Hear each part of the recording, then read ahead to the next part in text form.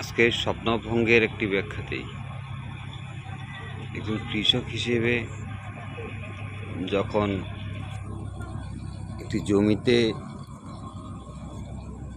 চাষাবাদ করা হয়, তখন জোয়ারের পানিতে জমির কতটুকু ক্ষতি হতে পারে বা হয়, একজন কৃষক কতটুকু নিঃস্ব হতে পারে, এর জলজ্যান্ত প্রমাণ এই জমিটি।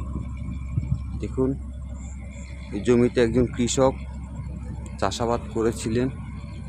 জমি বললে ভুল হবে, নদীর ধারের একটি ফ্যাক্টরির পতিত জমি, সেটি একজন কৃষক করেছিলেন, কিন্তু প্রকৃতির লীলা খেলায়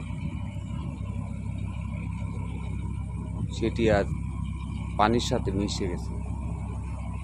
একজন কৃষকের স্বপ্নভঙ্গ হয়েছে।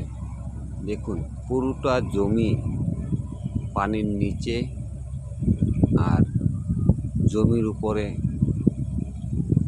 শুধু পানি আর কচুরি।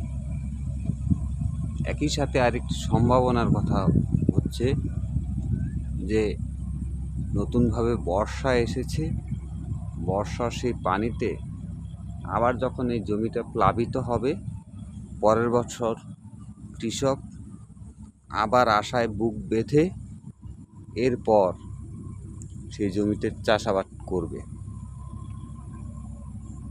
ধন্যবাদ।